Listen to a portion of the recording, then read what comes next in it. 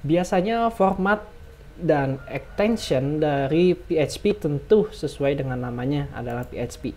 Dan biasanya seperti HTML, kita harus membuat index.php agar dapat dieksekusi pertama oleh PHP-nya, seperti itu.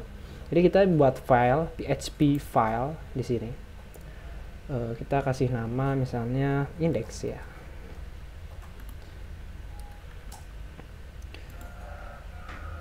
Jadi pada dasarnya si PHP ini bisa berjalan di mana aja. Misalnya kita juga di sini bisa menjalankan dia di HTML seperti biasa. Kita bisa hapus ininya, kita bisa menjalankan HTML seperti ini. Apa bisa di generate ya?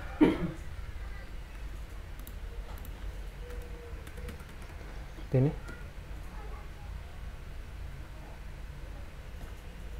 Nah, di sini kita juga bisa menambahkan PHP di antara keseluruhan dari HTML. Jadi dia sifatnya bisa di mana aja si PHP ini. Kita mulai dulu dari sini aja. Kita bisa ubah dulu ininya, namanya belajar PHP. Nah, misalnya kita ingin menampilkan hello world. Untuk menambahkan atau menghubungkan antara HTML dan PHP itu nggak berbeda sama kayak kita menghubungkan CSS atau JavaScript. Jadi kalau PHP dia langsung kita bisa masukkan tanpa harus mengimport link atau CSS seperti itu. Jadi simpelnya biasanya tag dari tag dari PHP itu menggunakan seperti ini, kurung lancip, tanda tanya, diikuti dengan nama PHP dan diikuti dengan tutup tanda tanya dan kurung lancip tutup seperti itu. Nah, kita bisa menuliskan kodenya di antara mereka.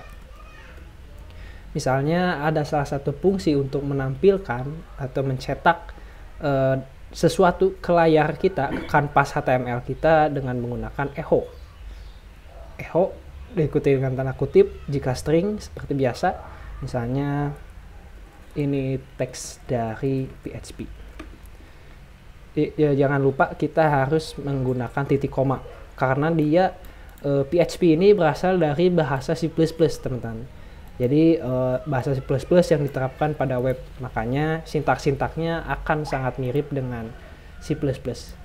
Kita save, dan bagaimana cara menjalankannya? Kita harus ingat dulu bahwa nama folder kita adalah belajar.php. Nah, di sini kita tinggal masuk aja ke browser, kita mengetikkan localhost.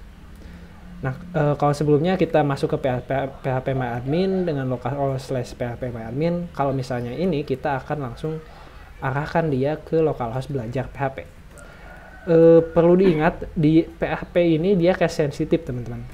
Jadi ini dia udah berjalan, dia menampilkan ini teks dari PHP. Nah, balik lagi, dia itu teks penulisannya sensitif ya. Jadi kalau misalnya kita akses PHP dengan P kecil gini, dia akan mereturn atau menampilkan object not found karena P kecil dan P besar itu di dalam kodenya itu berbeda seperti itu.